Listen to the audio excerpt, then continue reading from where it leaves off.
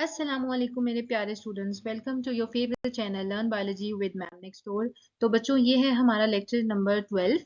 और जैसे कि आपको पता है कि लेक्चर नंबर 11 के अंदर हमने डिफ्यूजन और फैसिलिटेटेड डिफ्यूजन को स्टडी किया था, जो कि टाइप्स ऑफ पैसिव ट्रांसपोर्ट है।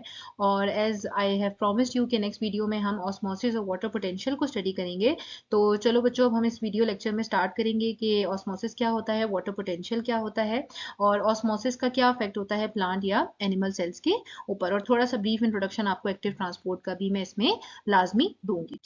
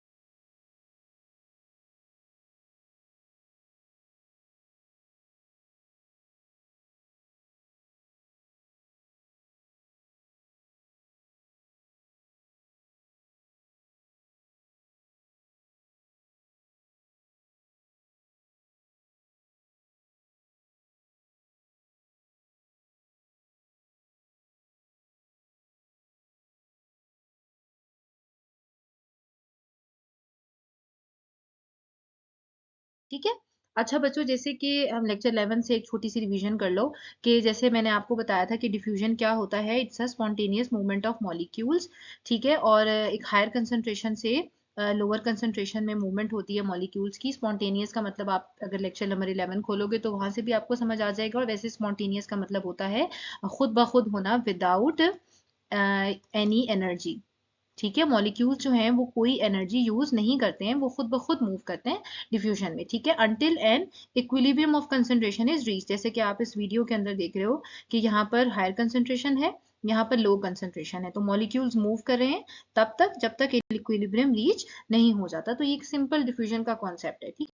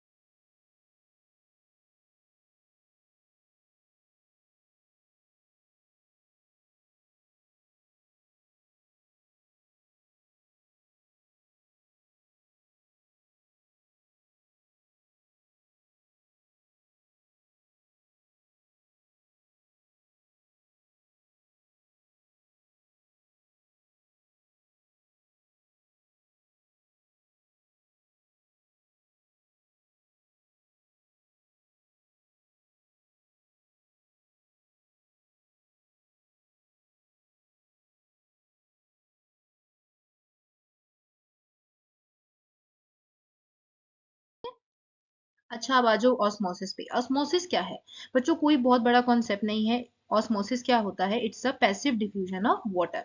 जब पानी डिफ्यूज करेगा, वाटर डिफ्यूज करेगा, तो हम उसको क्या नाम देंगे? ऑस्मोसिस। ठीक है।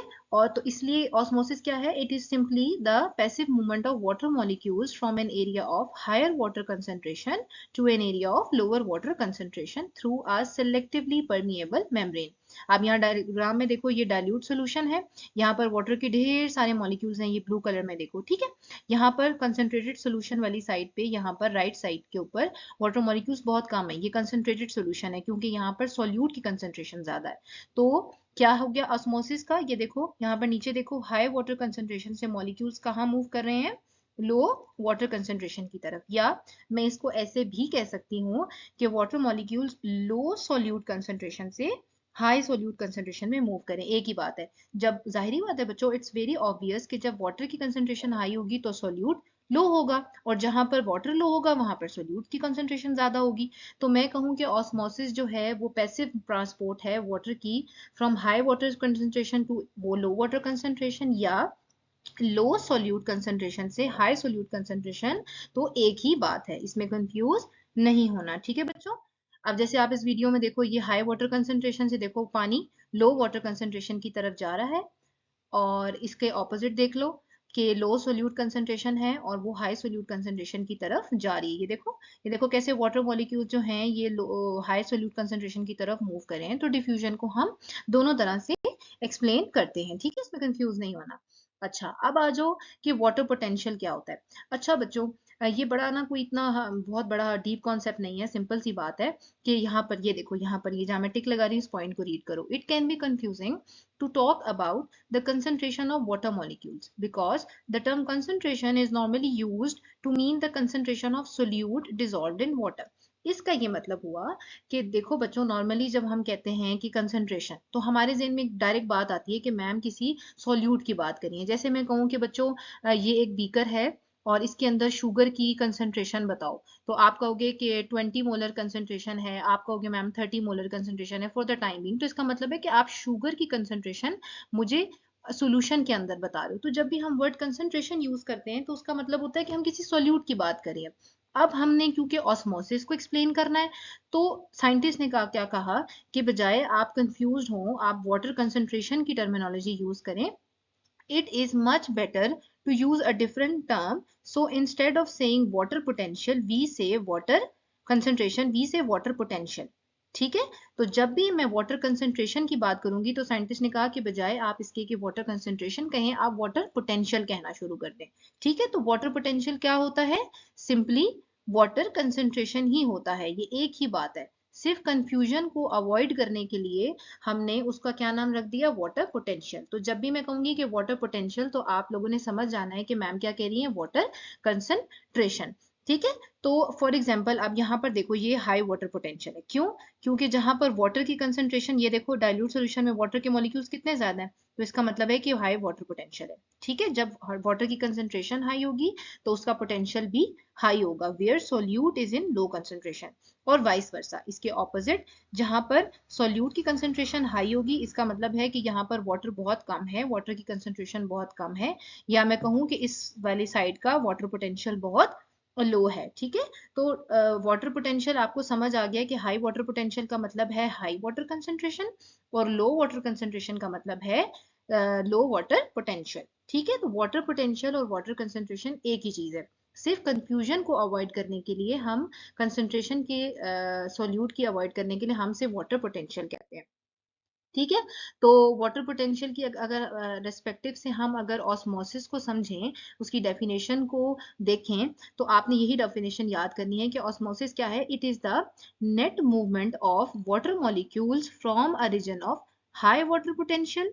ठीक है। वाटर का कहाँ से मूव करना? High water potential. अब अपने बैक ऑफ द माइंड ये जेन में रखो कि हाई वाटर पोटेंशियल का क्या मतलब है? High water concentration to a region of lower water potential. तो ऑस्मोसिस क्या है? जब वाटर हाई वाटर पोटेंशियल के एरिया से, ये देखो डायग्राम में देखो, यहाँ पर हाई वाटर पोटेंशियल है, ये देख रहे हो, यहाँ पर आपको वाटर के मॉलिक्यूल्स कितने ज्यादा नजर आ रहे हैं। ठीक है। वाटर कितना ज्यादा है, और सॉल्यूट के थोड़े से पार्टिकल्स हैं। और यहाँ पर देखो सॉल्यूट के कितने सारे वाटर ज्यादा जो है वो पार्टिकल्स हैं। तो जब भी वाटर हाई वाटर पोटेंशियल से लो वाटर पोटेंशियल की तरफ मूव करता है तो उसे हम क्या कहते हैं, ये क्या कर रहा है, ऑस्मोसिस। ठीक है, water potential and osmosis are the two sides of the same coin. ठीक है, वाटर पोटेंशियल क्या होती है, बस एक ड्राइविंग फोर्स होती है। ठीक है, कि एक ताकत है, क्योंकि देखो जब तक कंसंट्रेशन चेंज नहीं होगी वाटर की, एक तरफ हाई कंसंट्रेशन नहीं होगी या दूसरी तरफ लो नहीं होगी, तो वाटर तो ऑस्मोसिस नहीं करेगा। तो इसलिए हम क्या कहते हैं कि वाटर पोटेंशियल जो है वो क्या होती है, एक ड्राइविंग फोर्स होती है, इसकी वजह से ऑस्मोसिस होता है। अगर वाटर पोटेंशियल का डिफरेंस नहीं होगा तो ऑस्मोसिस नहीं होगी। ठीक है बच्चों, तो वाटर पोटेंशियल क्या है, it is the driving force and osmosis is the physical process of water moving across a permeable membrane due to water potential difference। ठीक है बच्चों, ये बात समझ आ गई कि वाटर मूव्स कहाँ करता है, फ्रॉम एन एरिया ऑफ, ये जो साइन है सिग्मा का ये ऐसे, बच्चों ये वाटर पोटेंशियल का साइन है। ठीक है, ये मैंने ऊपर हेडिंग में भी आपको बता दिया है। ठीक है, तो ये कंफ्यूज नहीं होना, अगर ये साइन बनाओ तो समझ आना कि वाटर पोटेंशियल की बात है। तो water moves from an area of high water potential to an area of lower water potential, और इसे हम क्या बोलते हैं, ऑस्मोसिस। ठीक है। अच्छा बच्चों, यहाँ पर एक क्वेश्चन आता है कि व्हाई ओनली वाटर मूव्स। ठीक है, देखो एक सेमी परमिएबल मेम्ब्रेन है, हमारे माइंड में कॉन्सेप्ट आ सकता है ना कि मेम्ब्रेन है तो उससे वाटर ही क्यों मूव करता है, सॉल्यूट्स क्यों नहीं मूव करते। तो बच्चों उसका आंसर है इन दो पॉइंट्स के अंदर। सबसे पहला है कि nature of the semi permeable membrane. जब हम सेमी परमिएबल मेम्ब्रेन की बात करते हैं ना बच्चों, तो वो ऐसी मेम्ब्रेन होती है जो सिर्फ वाटर मॉलिक्यूल्स को अलाउ करती है, मतलब छोटे पार्टिकल्स। वाटर क्या होता है, बहुत स्मॉल मॉलिक्यूल्स होते हैं, अनचार्ज होते हैं, वाटर के ऊपर कोई चार्ज नहीं होता। ठीक है, तो वो बहुत इजीली मेम्ब्रेन से पास कर जाते हैं ड्यू टू स्मॉलर साइज। लेकिन जो सोल्यूट के पार्टिकल्स होते हैं बच्चों, वो ज्यादातर लार्ज इन साइज होते हैं और चार्ज होते हैं, उनके ऊपर पॉजिटिव या नेगेटिव चार्ज होता है। जैसे सॉल्ट्स की बात कर लो, ग्लूकोज की बात कर लो या प्रोटीन्स की बात कर लो, ये बड़े बड़े सोल्यूट मॉलिक्यूल्स हैं। ठीक है, तो ये सेमी परमिएबल मेम्ब्रेन से डायरेक्टली क्रॉस नहीं कर सकती। इसी वजह से जब ऑस्मोसिस हो रहा होता है तो सिर्फ वाटर मूव करता है, क्योंकि वो बहुत स्मॉल इन साइज होता है और अनचार्ज पार्टिकल है। सोल्यूट मॉलिक्यूल्स बहुत बड़े होते हैं, और इसी वजह से क्योंकि वो बहुत टू लार्ज होते हैं और पोलर होते हैं, तो they need special transport proteins और चैनल्स टू मूव। ठीक है, वो पैसिव डिफ्यूजन से मूव नहीं करते। जो सोल्यूट होता है ना बच्चा, जो सोल्यूट के पार्टिकल्स होते हैं वो ज्यादातर एक्टिव ट्रांसपोर्ट के थ्रू यूज होते हैं, ट्रांसपोर्ट होते हैं। ठीक है, एक्टिव ट्रांसपोर्ट अभी हम आगे पढ़ेंगे। ठीक है, किस तरह से मैं आपको बताऊंगी कि वो चैनल्स और जो आप कह लो कि कैरियर्स होते हैं उनको यूज करके सोल्यूट पार्टिकल डिफ्यूज करता है। तो ऑस्मोसिस के अंदर सिर्फ वाटर ही मूव करेगा। ठीक है, तो और क्यों बच्चों ये क्यों इंपॉर्टेंट है कि if solute move freely there would be no osmotic pressure और water potential difference. The selective restriction of solute molecules create the imbalance that drives osmosis। क्यों बच्चों, अगर देखो फॉर एग्जाम्पल यहाँ डायग्राम में देखो, ये ग्लूकोज के मॉलिक्यूल्स हैं 1 2 3 4 5। यहाँ पर ग्लूकोज के कम मॉलिक्यूल्स हैं। अगर हर वक्त सॉल्यूट्स जो हैं वो बगैर बताए अनरिस्ट्रिक्टेडली मूव करेंगे तो कंसंट्रेशन तो मेंटेन ही नहीं रहेगी। जब दिल करेगा ग्लूकोज अंदर आके ज्यादा कंसंट्रेशन कॉज कर देगा, सॉल्ट जो है वो बाहर चले जाएंगे, आइंस बाहर चले जाएंगे, तो कंसंट्रेशन जो है वो सेल की मेंटेन नहीं रहेगी, लाइफ मेंटेन नहीं होगी। तो हर सेल हर टिश्यू अपने अपने फंक्शंस के हिसाब से ही अपनी कंसंट्रेशंस को मेंटेन करता है, ताकि जब उसको वाटर की जरूरत हो तो वो सॉल्ट की कंसंट्रेशन या ग्लूकोज की कंसंट्रेशन चेंज करे और ऑस्मोसिस हो जाए। ठीक है, तो ये बैलेंस जो होता है ये बहुत। चलो बच्चों, आप दोस्त थोड़ा सा ना ऑस्मोसिस जहां हमने समझ लिया, वाटर पोटेंशियल समझ लिया, वहां पर हम थोड़ा सा ऑस्मोसिस का इफेक्ट भी देख लेते हैं एनिमल सेल्स के ऊपर। ठीक है, कि जब भी क्योंकि ये बहुत इंपॉर्टेंट है ये बच्चों, ये एमसीक्यूज में पूछा जाता है। अच्छा चलो, सबसे पहले हम ये वाली कंडीशन देखते हैं, आइसोटोनिक। बच्चों आइसोटोनिक कौन सा सोल्यूशन होता है, जिसमें देखो ये सेल है, ये आर रेड ब्लड सेल है। ठीक है, ये मैं इसको इनसाइड कहूंगी, इनसाइड द सेल। ठीक है, और मैं इसे आउटसाइड कहूंगी। ठीक है, ठीक है बच्चों, ये आउटसाइड इन्वायरमेंट है, ये इनसाइड द सेल है। आइसोटोनिक सॉल्यूशन बच्चों वो होता है जिसमें आउटसाइड और इनसाइड सेम कंसंट्रेशन होती है। ठीक है, सेम कंसंट्रेशन ऑफ वाटर, जितना वाटर आउटसाइड है उतना ही वाटर इनसाइड द सेल है। तो बच्चों जब हमने पढ़ा था कि ऑस्मोसिस क्या होता है, हाई कंसंट्रेशन हाई पोटेंशियल से लो पोटेंशियल। अब ये तो है ही आइसोटोनिक सॉल्यूशन, इसमें तो आउटसाइड भी वाटर पोटेंशियल सेम है, इनसाइड भी वाटर पोटेंशियल सेम है। तो जितना वाटर आउटसाइड मूव कर रहा है उतना ही वाटर इनसाइड भी मूव करेगा। तो क्या हो जाएगा कि जो नेट मूवमेंट ऑफ वाटर है वो जीरो हो जाएगी, मतलब पानी स्टिल हो जाएगा, उतना ही पानी ऐसे लगेगा जितना अंदर जा रहा है उतना ही बाहर है।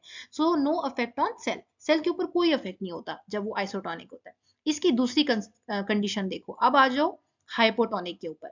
हाइपोटोनिक सोल्यूशन वो होता है बच्चों जब outside the cell water potential बहुत हाई होता है। वाटर पोटेंशियल या वाटर कंसेंट्रेशन एक ही बात है बच्चों, फिर बता रही हूँ, कंफ्यूज नहीं होना। जब आउटसाइड वाटर पोटेंशियल हाई हो और इनसाइड आपका वाटर पोटेंशियल बहुत लो हो, तो वाटर क्या करेगा, हाई से लो में मूव करेगा। तो क्या हो जाएगा, वाटर की डायरेक्शन वाटर इन्वायरमेंट से इनसाइड द सेल आना शुरू हो जाएगा। ये देखो मैंने लिखा हुआ है, water will move from high water potential outside the cell to low water potential inside the cell. और अल्टीमेटली एक टाइम आएगा कि इतना पानी इनसाइड द सेल आ जाएगा कि it will cause swelling and ultimately cell burst. तो हाइपोटोनिक सोल्यूशन के अंदर, आई रिपीट बच्चों, हाइपोटोनिक सोल्यूशन के अंदर सेल जो होता है वो एक टाइम के बाद ब्रस्ट कर जाता है, क्योंकि इतना पोटेंशियल डिफरेंस होता है कि वाटर कॉन्टिन्यूसली आउटसाइड से इनसाइड मूव कर रहा होता है।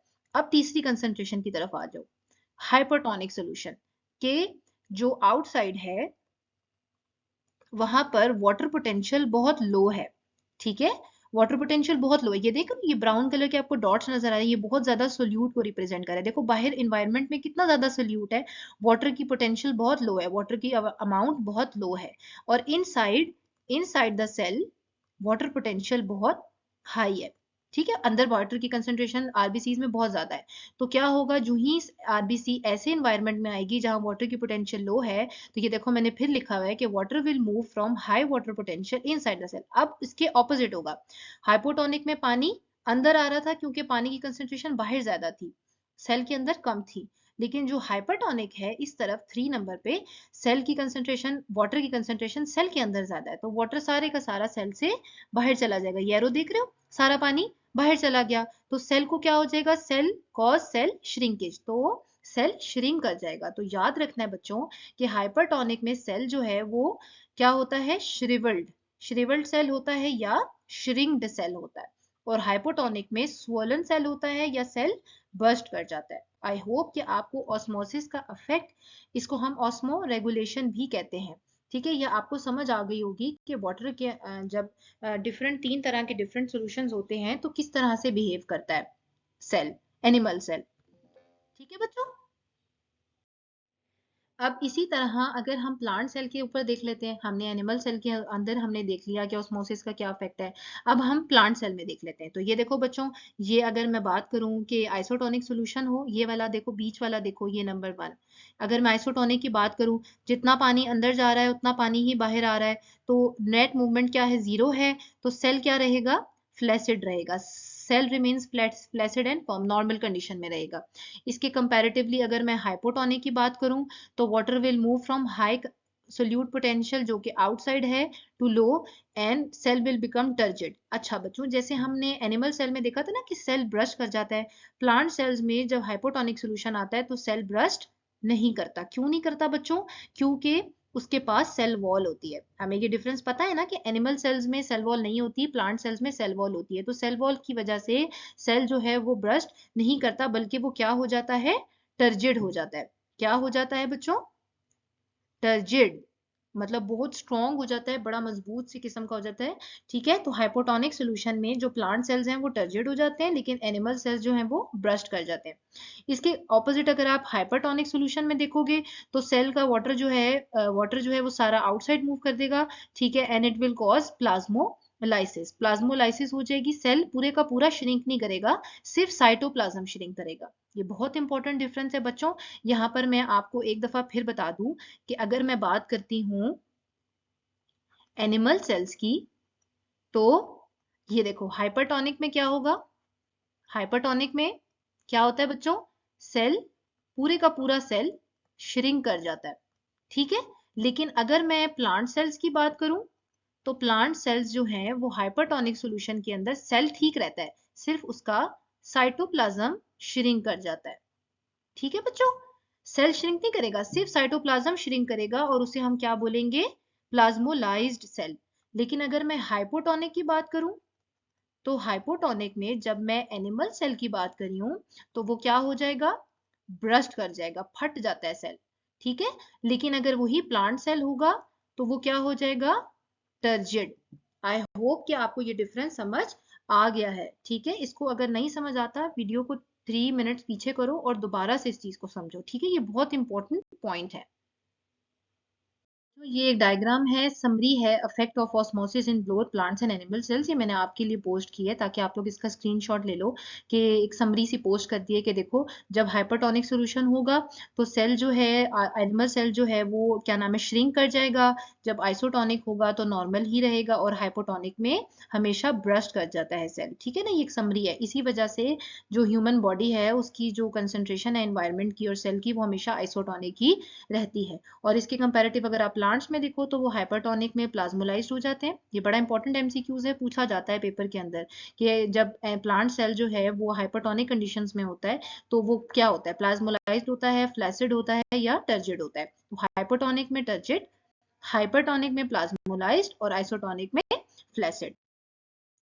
ठीक है बच्चों, आपको आई होप कि ऑस्मोसिस और थोड़ा सा वाटर पोटेंशियल जो है वो समझ आ गया होगा।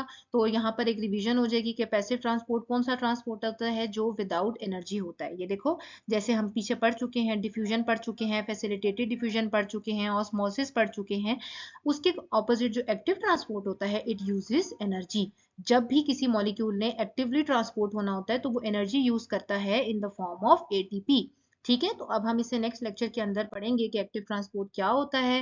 थोड़ा सा मैं आपको वाटर पोटेंशियल जो है उसको डिटेल में भी बता दूंगी, क्योंकि कुछ स्टूडेंट्स जो हैं उनको सॉल्यूट और प्रेशर पोटेंशियल भी समझना होता है। अगर आपको लगता है कि सॉल्यूट और प्रेशर पोटेंशियल आपको नहीं समझना, तो आप इस नेक्स्ट लेक्चर को स्किप करके उससे नेक्स्ट लेक्चर देख सकते हैं, जिसमें मैं एक्टिव ट्रांसपोर्ट और उसकी टाइप्स को एक्सप्लेन करूंगी। तो आई होप बच्चों कि ये आपको बहुत पसंद आया होगा video lecture. Stay tune with your favourite channel. इसके अलावा भी आप ये बायोलॉजी सीरीज ओपन करके जो लेक्चर्स आप तैयार करना चाहते हैं वो भी आप देख सकते हैं, ठीक है बच्चों। कोई पॉइंट नहीं समझ आता, do ask in the comment section, like my channel, subscribe my channel, and stay with me. Okay guys, thank you, Allah Hafiz.